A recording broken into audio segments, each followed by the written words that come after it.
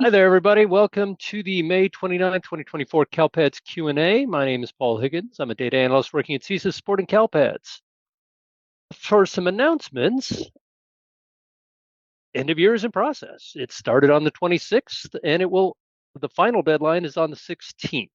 We are in the initial phase of the suggested milestones right now until June 28th. We're still in the data population stage.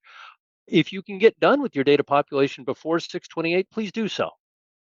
If you are waiting on grades, that's one thing that's going to hold up your end of year one, but it should not hold up your data population for end of year 2, 3, or 4. Keep working on what you can, keep moving forward so you don't get bogged down. We were asked to remind you from CDE, and I'm just going to read it directly here. As a reminder, CALPADS sends student data to the Test Operations Management System, TOMS, every night, including weekends. Since this process will not stop in order for ETS to have the cleanest data possible, we are asking that LEAs do not update any student records in CALPADS from Friday, May 31st, 2024 at 10 p.m. to Saturday, June 1st, 2024 at 7 a.m. I don't know anybody who's going to be working overnight, but you know what? Just in case. So that way we allow ETS to process all LPAC data. This includes making changes to student enrollment data, student information, student English language acquisition, student programs, students with disability statuses, and special education plan records. All right, so please make sure that all of your ACELA data is updated in CALPADS, and then do not touch it between May 31st at 10 and June 1st at June 1st at 7 a.m. Okay. So with that, Angela, do you have anything for bugs, updates, maintenance builds, etc.? Yeah, we had a release go in yesterday. The active and fixed known issues is up to date. We had one fix go in on Cert 4 yesterday, but it didn't fix the problem entirely. So I think it still says fix available, but it's actually open on the developer side. So it's triggering on kids where you mark them as they have a race missing indicator flagged. So he's working on that, and so hopefully that will be in next Tuesday's release. All right, thank you. Okay, let's move into the Q&A box. And our first Q&A is from SIN Q1 at 3:01. Will the weekly Q&As continue this summer? Yes, we hold these pretty much year round. The only time we take a break is during that winter break period. So you'll probably not have us talking to you late December to early January sometimes, but through the summer we will always have our Wednesday Q&As.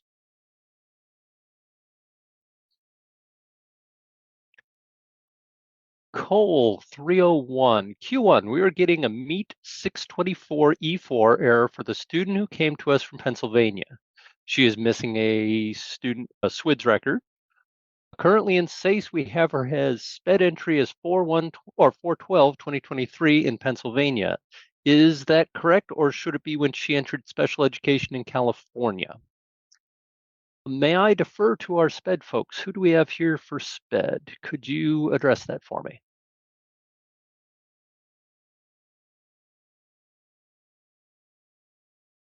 Thought Dominic was with us. Well, maybe Dominic just doesn't want to answer. Oh, he's marked as a guest. He's not a co-host. Oh. I don't have the powers to do that, I don't think. Hi. Now. Oh, there he is. I unmuted you. Okay. Sorry about that, Dominic. We forgot to make you a co-host. Not a problem. No worries. The sped entry date doesn't have anything to do with Met 624. However, if you have that accurate date from 2023, go ahead and use that. But yeah, just otherwise your SWIDS record should reflect the day the student enrolled with you. All right. Thank you, Dominic. Alejandra at 302 Q1. I have a TK student that pre-enrolled but was a no-show in August of 2023 for school H. The student continues to be active in TOMS as a student at school D, even after being dropped in CALPADS from school H. LPAC testing closes this Friday, and the participation rate will impact school D. If we do not resolve this, when does TOMS sync? How can I resolve this? Caltech TOMS tells us that all the errors that need to be fixed on the CALPADS end. I search for the student in question, CALPADS. Okay, just send in a CALPADS service desk ticket specifying. We will send it over to TOMS and the CALPADS TOMS team, and they will resolve this for you. So service desk ticket, please. Oh, I'm sorry. Sean, you wanted to answer this. I apologize. Sean. It's okay. Please. You said exactly what I was going to say, so thank you. I feel like you're a ventriloquist. Okay. Maritza at 302 Q1. We have a lot of SINC0516E3 errors, mismatch of student incident attributes. However, everything seems to be correct in CALPADS. I don't see this listed in the known issues. Is it triggering correctly? Marissa, everyone that I've looked at does, but it's usually in the sync data. So if you pull a sync extract, you'll be able to find your incident ID, and you'll see usually that it's multiple students and they'll be off by a day or two, or the date of the incident is different than the SIRS or soft data that's posted. So it's usually in the sync data. Okay? Yeah, that's what I was going to say, the same thing, Paul. If Alex, if you want to navigate to the incident data screen in CALPADS, I did look yours up, Maritza. The very first one I looked up, that the error is valid, that 3 of the 4 records are on August 28th, and the 4th one is on August 29th, and that's what's triggering that error. So under online maintenance, incident data. Going super slow, sorry. Oh, folks. okay. And then just type in the incident ID that's on the error list, and it'll spit out the records that are impacted, and you can kind of quickly eyeball and see which ones are the problem. Oh, sure. I took the long way around. So I'm giving you options. And we can move on to the next question. I just wanted to show Maritza how to get there. Okay, perfect. All right, Stella 302, and it looks like Brandy is typing an answer to your question, so hold on for that. Q1 from Stella. Student just arrived from another country, has never attended school in 16 years and is 16 years old. How do we enroll them for assessment? Would we put them in their local high school with a private enrollment code? This is just for assessments, and they're most. Paul, that was the one Brandy was answering. I know. I wanted to hear the answer though. Oh. All right. Nicole, I see you Q2. Heidi, 302 Q1. If a course had several teachers throughout the year, which teacher should we report at EOI? And the answer is the teacher of record. Whoever you had identified as the teacher of record is the teacher. Now, if they have separated in mid-year and you have filled the vacancy with a permanent staff member, you can report that permanent staff member. Otherwise, it will be that teacher of record. Yeah, you remember that you're going to be reporting for end of year every official grading period. So if you had 4 quarters and 4 different teachers, the course record would reflect that. We would expect each teacher to have a staff demographic record so they can be linked to those 4 different terms, but end of year requires all of it. Thank you, Nate. Sidra 304 Q1. We have sorry, error. Paul. Oh, yes, ma'am. Can you repeat what Nate said there? Nate's mic is a little low and he's just not as loud. He's just a low talker. He's just that smooth. Anyway. Yeah. What Nate said was that for end of year, since we're reporting the entire academic year, if you have your schedule set up into quarters, you'd have 4 quarters to report. If you had it in trimesters, you'd have 3 to report. And if each quarter had its own, or trimester, test semester, whatever, had its own teacher of record, then you would report those teachers. And each teacher would have their own staff demographic. You don't have to worry, for end of year, you don't have to worry about the SASS. But for next year, you would. You would have to upload a SASS for them next year. But if the courses this year each had a separate teacher for each marking period, whether it's a semester 1, semester 2, Q1, Q2, Q3, Q4, trimester 1, 2, or 3, whatever you have established, if they had a teacher in each of those blocks, that is who you report. All right. Back to Sidra 304, Q1. We have an error cert 4 ethnicity race data. However, we don't have this information in our SIS as the student is marked as declined to state, as that's what parents elected. How do we proceed with correcting this error? I'm not sure. Oh, Alex is pointing out that we do have an open bug on this. I can't read it. Is that 6849? That's the one I talked about at the top of the call. It's triggering on students who are flagged as race missing indicators, yes. So we have a developer working on that, and hopefully we'll have a fix on Tuesday. All righty. All right. Sidra 304, Q1, we have an SENR 654E3 for the students who are no longer with us. How do we update the record when we don't have ownership of the enrollment record? Easiest way is to reopen the record in the SENR record, so you reclaim the ability to upload, edit, delete data for that student. So yeah, there's more manual processing on that than you might like. If you have a large number, you may want to create an SENR file to reopen those, so that way you can work in bulk files, then reclose them in bulk.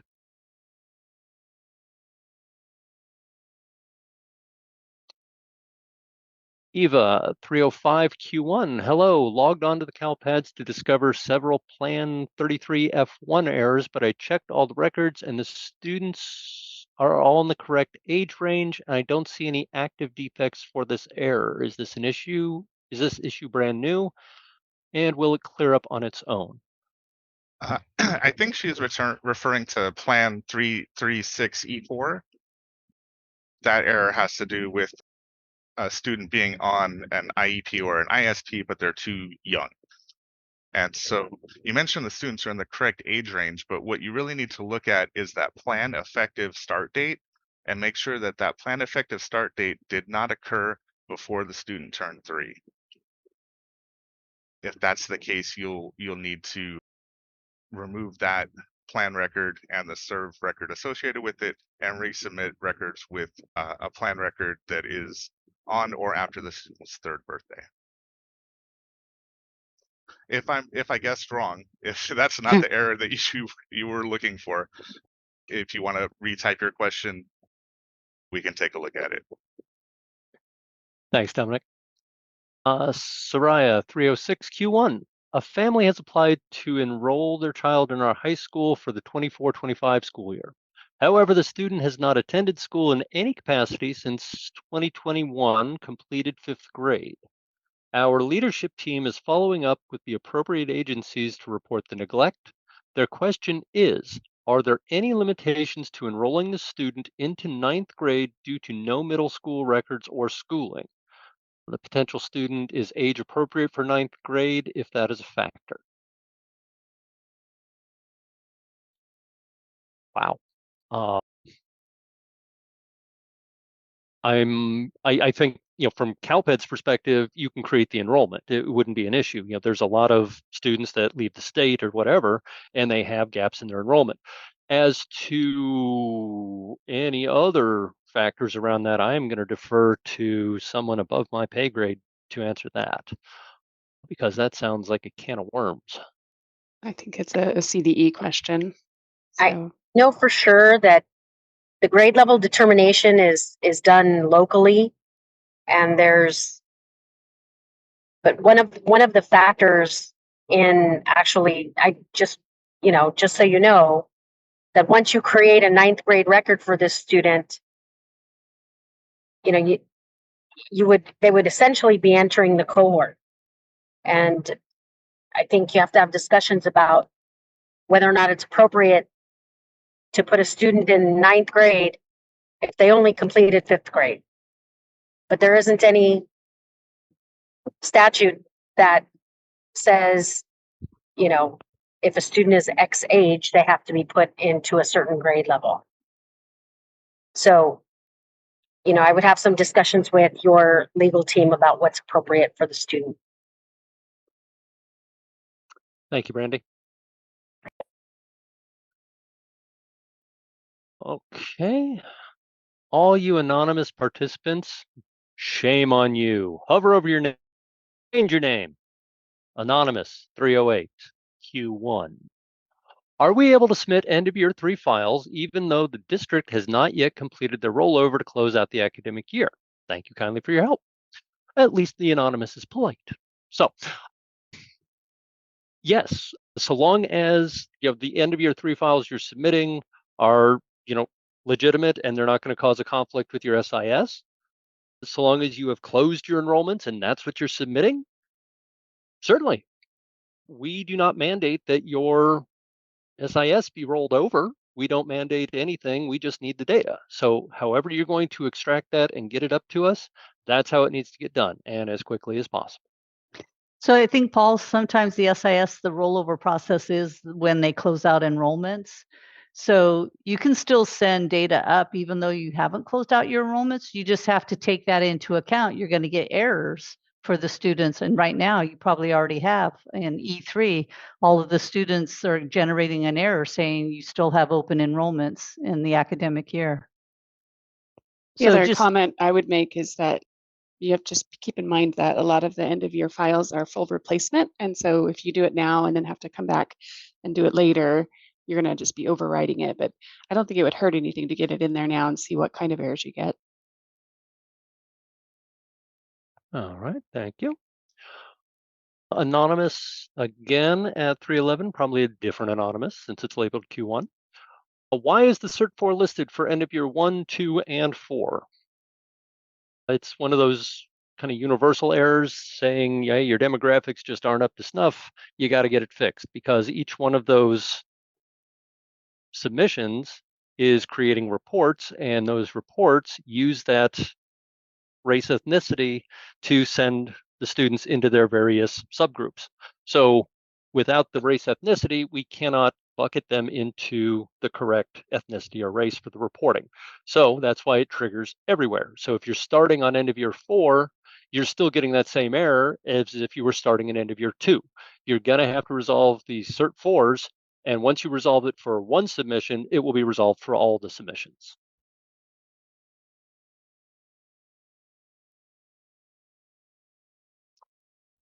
Darn you anonymous participants, 312. How do we fix the Cert 128 for a summer grad from last July? Well, let me recall what the Cert 128 is. That missing STASS record?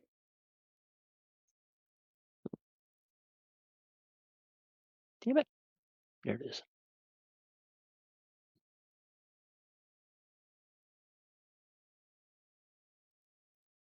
All right, so if you're getting a Cert 128 today, it should be for 23-24 enrollment. So it's being addressed in the current end of year. If it was the student enrolled for a single day enrollment, yeah, because if that's the case, then you set the exemption indicator to say, don't bother with this guy. If they were enrolled last July for the full academic year, then yeah, you owe us the STASS data.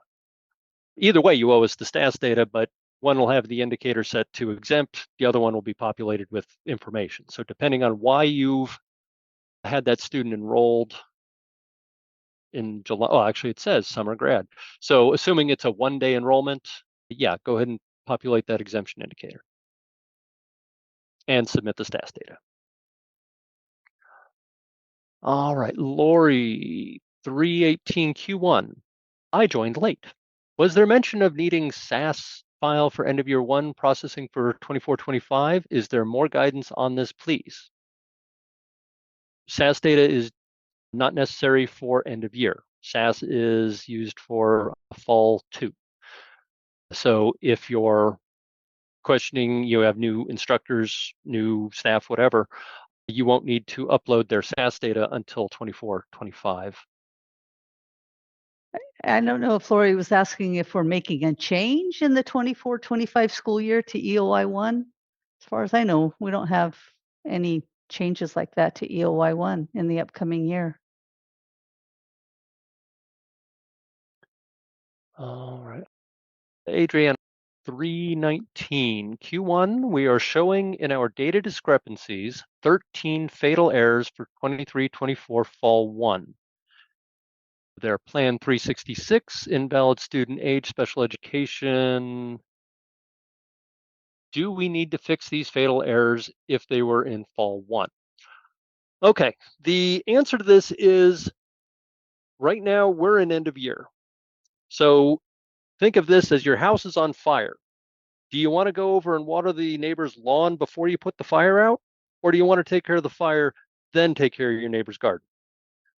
Deal with end of year, and as time allows, go back and fix those fall 1 errors because they will probably be persistent in next year's fall 1. But right now, we're dealing with the burning house that is end of year. We need to put that fire out before we move on. That answer it? I would also say that she might be getting mixed up between 366F1 and E4. There was a previous question that made the same conflation between the two errors. So be sure that you're seeing plan 366F1 when you're looking at your data discrepancies for end of year 4. If you're seeing a fall 1 data discrepancy in your end of year 4 data discrepancies list, that's a completely different issue. But most likely you're seeing the E4 error. And if that's the case, they would need to be fixed, yes. And I would also say on the data discrepancy, it defaults to being fall 1. So you have to change the filter to go to EOI. That's a great catch as well. And you have to change the academic year. So if you, because you can look forward in time, but Yeah. right now it's defaulting to the current academic year and it will default to fall 1. So just make sure that you do change those filters to look at what you want to look at. All right, moving on. 319, Jerry, Q1. Hi, Paul. Hope you're doing well. Hey, Jerry. Doing great. Hope you're doing good. I have a question regarding the students met all UC CSU requirements indicator field 1.29. The definition is an indication of whether or not local education agency has determined that the student met all of the admission requirements for admission to a UC or CSU college. A yes would indicate, or a Y would indicate that the student met all requirements, and N would indicate that the student has not. I wanted to confirm that this can be yes if the student is eligible for either the UC or CSU. Does the student have to be eligible for both UC and CSU for this indicator to be yes?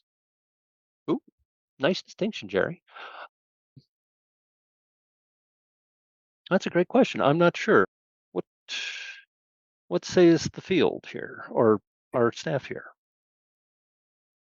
Does it have to be both or just one or the other?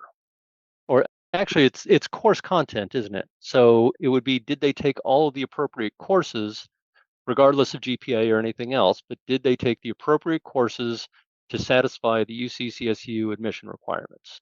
So it's either, by the way. Thank you. So yeah, we've had that question before. So it's either UC or CSU. All right, thank you, Randy. So there you go, Jerry. Spoken from the head of the group. So either or. All right, I see your second.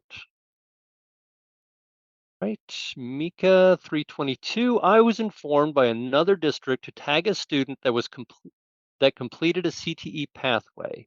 You will only need the concentrator and capstone completer course, and an introductory course is not needed. Is this correct? Let me reread that. I was informed by another district to tag a student that completed a CTE pathway. You will only need the concentrator and capstone course, and an introductory course is not needed. Is this correct? I think that that is correct. I think that if your CTE pathway is structured with, your quote unquote introductory course is structured as that intermediate course, and then you have another intermediate course, and then you have a capstone. So long as they pass them all, you can qualify them as a CTE completer, so long as it was in the academic year that it happened and they completed the capstone in that year. I think And there's I- the local requirements, right? 300 hours. Mm-hmm. Yeah, that's what correct. I was just getting ready to say. Yeah. But go ahead, Sean. I was gonna say that we're all in this together. So all of the pieces of information, if you put them in together, yes. So they can complete they need to complete the 2 courses, and they have to have that capstone completed with a C- or better. And then also, yes, they have to have those 300 hours for completion that go in. We don't collect the 300 hours of completion in the CTE file. There can be hours that are completed in the Weebler file, but that's separate outside of the school day that's added into there. Yay, thank you. And the only thing that I would add is that according to the CTE office, in order to be marked as a completer, you need to complete all the courses in the sequence. So if it's a 2-course sequence, then you got to complete both courses. If it's a 3-course sequence, you got to complete all 3 courses. And that pathway itself has to be a minimum of 300 hours. So that's the requirement. You have to complete all the courses, and that pathway has to be a minimum of 300 hours. All right. So all those pieces and parts taken together should give you the answer, right? All right. Moving on, we got Catherine 327. Q1, if a student does not have a city listed on their out-of-state birth certificate, only a county, should I leave the city blank, put the county into that place, or ask the parents for the city and enter the information into the provided by the parents? Ask the parents. Because if they're domestically born in the United States or Mexico or Canada, you have to provide the state and or province they were born in, and the city becomes mandatory. So ask the parents and add that in there. All right, going back up to Nicole 302 Q2. I am getting a CERT 149 error for a student who went to juvenile hall. The T165 exit reason was used, but it says there has to be a coinciding suspension or expulsion record. Should the regular T160 exit reason be used, since the reason the student went to juvenile hall was not school related? It happened outside of school, so there was no disciplinary action.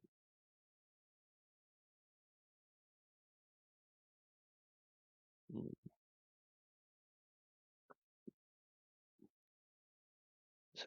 65. You guys come up with the greatest gray areas ever. So we should just I paint in went through this. grayscale around. I'm sorry, go ahead, Scott. What? No, you're good, Paul. 'Cause I read through this one too, and then I started typing an answer and I stopped. Because I was like, wait, they should be able to use T165, but then I was like, no, they can't, because they have to refer them. And so since they did not refer them, then yes, they would just transfer them for a T160 that they transferred to another California public school. Because they don't have a reason to use T165 or T167. Thanks, Sean. Did we just lose you? You got Oh, cut off no. there. Okay, you Sorry. just sounded like you got cut off hard there at the end. I think I moved away because I was looking at the other screen to make sure like I was answering this correctly. All right, perfect. Thank you very much for that. All right. 322, Jerry, Q2. Paul, it's great to see your face now, so don't get me wrong, but what happened to your signature Cave Johnson picture? Well, let me tell you. We have a new policy at SEIS where our beautiful faces will always be presented to you during phone conversations, meetings, etc. I am, however, in search of background images of Cave's office. So that way the blue screen will become Cave's office, possibly with some moon dust mixed up into a paste, just in case. So that will be worked on. Don't worry about that. Larney 331 Q1. It is my understanding that when we drop/exit students with the exit code of E140 dropout, well, it's dropout truancy type thing, the student will remain on the TOMS report as needing to be tested. For exit code T160, the student will be dropped off the list and will move to the LEA where they are enrolled in CALPADS. How about the T200 transfer out of state and T240 transfer outside of the US? These codes are these codes sent to TOMS, and therefore the students will be dropped from the reports needing to be tested. Every night we communicate back and forth with TOMS. And as you post data into CalPAD showing that the student has left, they are removed most of the time from that extract unless there's a reason to keep them on there. And right off the top of my head, I can't think of a reason to keep them on there, but I know that there are some. And Sean, if you can remember a few, that'd be great. But I can't remember them right off the top of my head. But the T200 and T240 should be pulled out before the extract is completed to inform TOMS that they are no longer actively enrolled. Yes, and then the question disappeared, so I don't have anything to add. So can I just add something? So Yes. we send 2 files over to TOMS every night. One of them is affirmative enrollments, which means there's no exit code. The other file is an exit file. So that file contains all students who have exited. Students can only be in one of those files. So TOMS is aware when students have exited. Okay, so there are a couple of exit codes. In some cases where they may remain on that list, but the ones you mentioned are not those exit codes. So for example, if an E150 is submitted, an E150 is not an actual enrollment exit, it's just a change in the enrollment record itself. And so they would not exit that student for testing. But the codes that you mentioned would tell ETS that the student is no longer enrolled with the LEA. Hey, Brandy, just a hypothetical here. What if they loaded in the E150 and they have not yet put in the subsequent enrollment for the next day? How does the TOMS extract handle that? So that student does appear in the exit file, but they would not exit the student's test registration because it's not a valid school exit. Got it. Perfect. Thank you. And then on our side, Paul, they'd end up on the ERD list. Mm-hmm. And I So believe that they also trigger a either DD or a cert error saying, hey, you don't have a subsequent enrollment there. Yeah, so we'll making sure that everything's talking correctly. All right, moving on. Rachel 334 Q1. I see that there are defects with the cert 4 and SENR0516E3. Shall I ignore these for now? I am still new to this and not sure what to do in that case. So the 653 was fixed yesterday. So since she's new, Alex, can we show her how to read this page? So at the top, it's the recently fixed issues, and what you want to look for in that column is that box is the implemented date. So our releases are typically on Tuesday mornings. So definitely refresh the screen on Tuesday afternoon. So it's usually updated by then, or Wednesday morning. So that one's fixed. So if you have those errors, they are likely valid. And if you need help fixing them and understanding what it is, just put in a ticket and we will help you with that. The cert for if you are wait for a new release though, or sorry, new revision though too, right? Angela? Everybody has a revision by now. Yeah, that was yesterday that went in.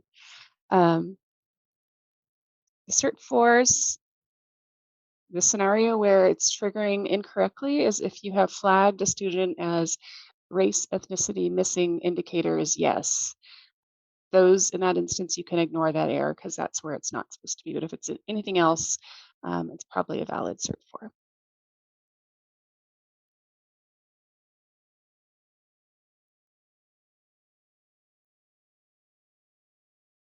All right, thank you, Angela. Moving on to 334, Terry, Q1. I need a refresher for fifth-year graduates. For seniors, do we exit them with an E155 for them to roll when the student finishes, i.e. after summer school, use the E156 code? They will not be counted in the four-year cohort, but the fifth year that is on the next report. Well, the four-year cohort is going to include them at whatever status they are at the end of the cohort. There's no stopping that train. That's going to go right through the station, and it ain't stopping for you. The next year that they complete in, our one-year counts will pick it up, as well as the five-year cohort that's described in the technical guide and is included on the, what's the website? Is not DataQuest. The dashboard. Thank you. No problem. But they will be counted in that four-year cohort, so don't think that they won't. And with regard to the E155 versus the E156, if they are grade now, use the E156. If they are grade 11, use the E155. The E156 is coded to be for grade 12, whether they're regular ed or special ed, and that will carry them over. The special ed students will continue to use that E156 every year that they are expected to return the following year for transitional services. And then when that regular ed student comes back next year, finishes their high school requirements, then they can be exited as E23100. Okay, And and we that do- was a mouthful that Paul just said. So I'd like for everyone to know there is a flash coming out on this information. We are just trying to get through the edit process of it. And I know Paula is really pushing for it to be out this week. So yes, hopefully you will have that in your inboxes on Friday. Very good. Eric, 334, Q1. What is tonight's CalPADS API upgrade going to fix and or enhance? I don't think it'll be anything visible to us. At least they haven't told us that anything is changing. It's just sounded like a back end upgrade. Okey-doke. Rachel, sorry if you already addressed that. No worries. That's what we're here for. Jeff, 340, Q1. I have a question about GERR005. Students must be enrolled in the school of attendance during the academic year specified. When I check the student's CalPADS record, they are enrolled in the district. What's the best way to troubleshoot this error?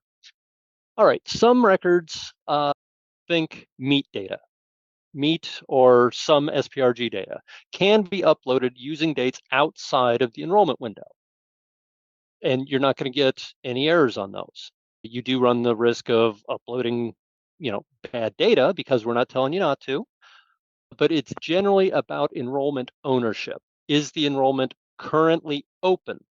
If it is not currently open, you have abdicated your rights to actually add, delete, or edit data for that student for the majority of their data.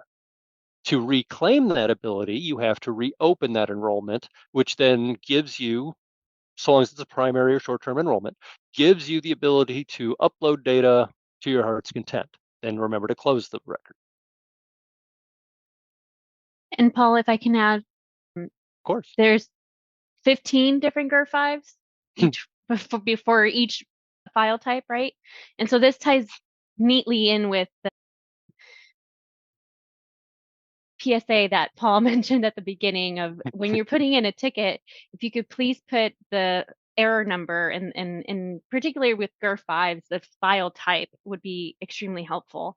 Because sometimes you say, I'm getting a GERR5, but we don't know which file type you're looking at. So that would help us out a lot. It would. Thank you, Alex. I appreciate you adding that. I can add on specifically because Alex narrowed down. So if you're looking for GERR5 and it's the program file GERR5, not just matching the district, but also the actual school of attendance is going to be key for you. Perfect. Thank you very much. All this is wonderful information. So I believe these are recorded and Marshall gets them out about 2 weeks later. So if you need to listen to this again, watch for the thesis training page to publish this. Maria, 342. This is a question aimed at Brandy. Which exit codes cause a student to remain active in TOMS? Is there a list we can access? Brandy, can I answer just before you? And then you can feel free to add. No, go ahead. Okay. So Maria, thank you. Again, there is a flash coming out on this one. I think we're just working to get that one through the editing process as well too. So specifically for like your RFEP. No, that was your RFEP over the summer. Never mind, Brandy, go ahead, take it away. I was just going to say that Maria, you should probably submit a service ticket and direct it to Thor Boo, because he works directly with the specifications, and it's been a while since I looked at those. So he would be able to communicate with ETS to find out the exact answers for you, because we send them everything. What they do with it on their end is process those and figure out which test registrations to close as a result of that exit file. So it's communication with ETS that's going to happen. Don't worry, Maria. It's if you just we only have one Thor, and if you just put it in there, they'll our first level support will escalate it to us, and Thor will automatically pick it up because he knows. But thank you. And Thor's keyboard is mightier than his hammer. Yes. All right. And 342, Q1. I am getting a CERT 153 error and a CERT 155 error for the same student, same incident event. How do I go into CALPADS? I see the SINC, SIRS, and SOF records for that student and the discipline event. I don't see the errors on the known issues list. Should I submit a ticket? I happened to pull that one up. Oh, good. So I have a specific answer for Anne. So when you're on the certification details screen, when you drill down to that error, there is a column for the incident local ID. And the problem we're seeing is that you have an incident for one incident ID. When you pull up the student, they have a SIRS and a SOF for a different incident ID. So either the student had two incidents and we're missing the SIRS and the SOF for the other incident, or somehow those incident IDs got mixed up. And so you need to delete that SINC record. Thank you, Angela. I love constructive, actionable answers. Jeff, 342, is there a way to have automated CALPADS reports, example, foster reports, sent to specific people?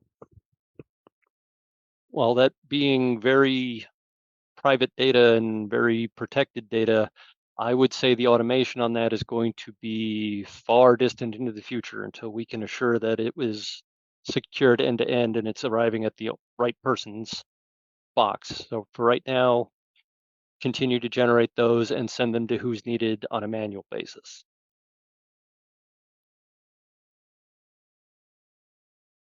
Larney, 343 Q2. Do we have a list of exit codes accepted from the exit file? Sorry, the reason I'm asking is because we have so many inquiries from our school sites stating that they spoke to TOMS representatives and they were referred to us to CALPADS admin because the exit code is not valid to remove the student from the report to be tested. One exit code is moved to adult ed school with proof. Another is one with the transfer code outside of California. Both students moved to New York and still showing on the report to be tested. Not removed from the report means high percentage of students not being tested for the school. So what I will say is that this question specifically relates to the high school's participation rate in those assessments, right? And so it really depends on the window of time that ETS and CDE is looking at in terms of, were they enrolled during the testing period? If they were enrolled, they're included in your participation rate. So So again, I would encourage you, Larnie, to go ahead and submit a service ticket and ask for the logic they're using to include students in the participation rate, because that's really what you're asking. And so for these students, yes, Brandy's absolutely correct that because they've moved to an adult school, they can still be, possibly serviced. But if these students, if they both move to New York, though, that would, I think we have a ranking for like exit codes. And so if they're moving out of state, you would actually put that they're moving out of state, because then they're not able to be tested in California. So that would But- take precedence. But the key, I think, Sean, is had they started testing and then they left, because Yeah, very if true. they started, then they'll always be in the participation, even though they have an exit. Or were they enrolled wouldn't during know. the testing window? I mean, that's key. So it's really important to talk to ETS and the assessment staff, because they can tell you the criteria that they're using to calculate the denominator for the participation rate. Right, perfect. Larnie just added in at the bottom of the chat, they were enrolled during the testing, but did not start the testing. Go ahead and submit a ticket, Larnie, and we'll take a look at it. Perfect. All right, moving on to Heidi at 343 Q2. On the valid code combinations document, the tab labeled course group master combos. What does the U mean in column Q, header UC meets UC CSU? I understand a Y would mean yes and a no would mean no. What does the U mean? The U means unknown and or undefined. So the ones that are labeled yes are the ones that are specifically stated as required for UC CSU for admission. The ones labeled no are not. The ones with a U are not determined. They're not in either of those buckets. So they're not, ineligible electives or something. But if you are creating the course and it's structured in such, and I believe that this is the case, you can reassign that to a yes, if I'm not mistaken. Is that true, CDE? I don't recall. It's been a couple of years. But I do know that the U means unknown.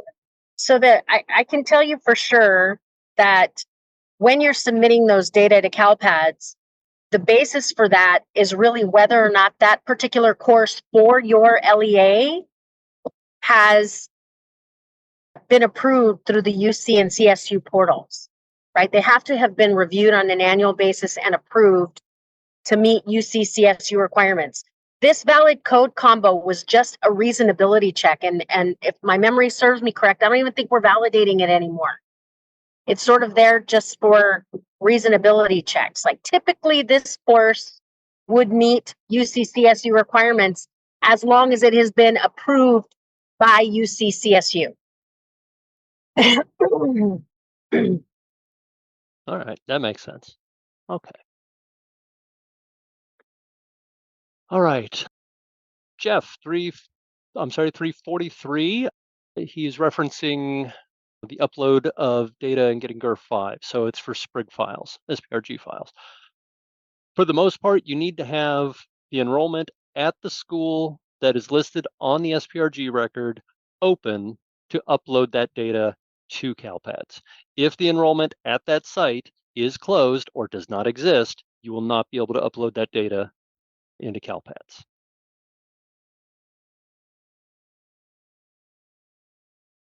All right, my Q&A box is empty. Marty, you gonna play us a song? I would. We look to you for our entertainment, Marty. We look to you. I hear you. But I did find that desk you were looking for. Did you? Yes, I got you. Thank you. Mary Masters 353 regarding Heidi's question, or Q2. On the valid code and on Brandy's answer, I thought the Y indicated that if we offer this course, it must be UCOP or UCOP approved. If it was an N, that it cannot qualify, and a U means that it's up to us to get it approved if we choose. Is that correct? That's what she just stated, right? That's what I heard. Yeah, I mean, I just wanted a validation. I, Oh, okay. we talked, I wish they would just remove this from the valid code combo because it confuses people and it makes them think that this course is always UC CSU approved, and that's not the case. All courses have to go through a local approval process. We had originally validated it because when you guys were submitting these data, some of these courses, like for example, English 9, you were listing as no, does not meet requirements. And there was a warning that popped up that said, hey, are you sure that this course doesn't meet UC and CSU requirements? And so, but really, I don't even believe that we use this column anymore. If there's a U there, it's really up to you. As long as the course has been vetted with UC CSU to meet either one of the A to G or one of the elective requirements, or A through F, and then the G electives, then that course is UC CSU approved. So if I can just make a comment for this one, for all of our CALPADS LEA administrators, it is typically not you that is updating this information in your SIS system. It's typically a counselor or dean that inputs that information for your courses even at the district level. And so you guys should have a process for that, and it should be reviewed with them. So you're ensuring to submit the correct data for your students. All right, thank you. Nice group effort there. SIN Q2 from the chat. What behavior incidents should be reported to CALPADS? Okay.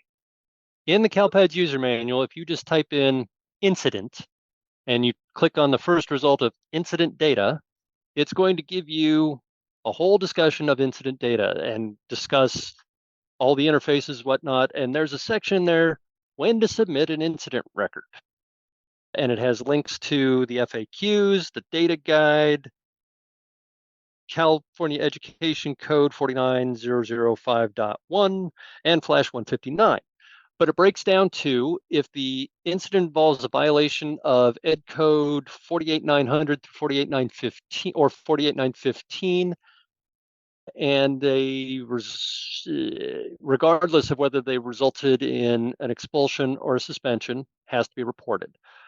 Incidents resulting in the use of behavioral restraints and seclusion, even if they were not as a result of a violation of an Ed Code in 48900 or 915.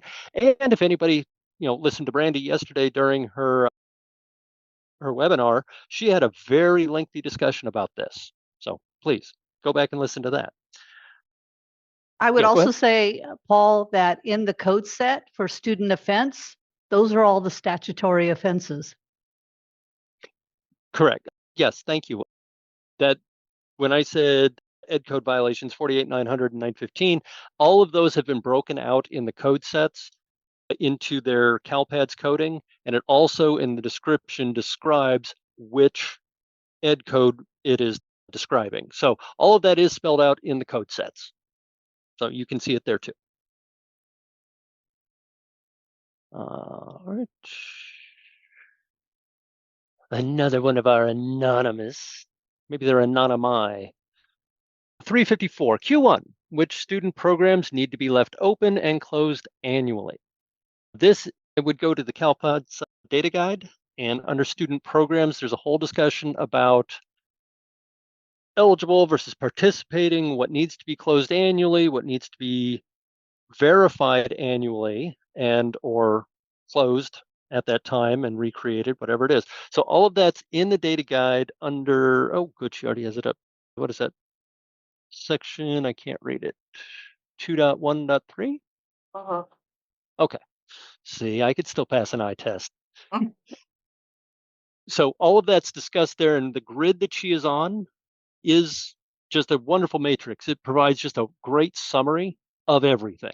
So if you just look at that, you'll see, when you can create it, the program dates you can use for the end, and all of the special usage notes.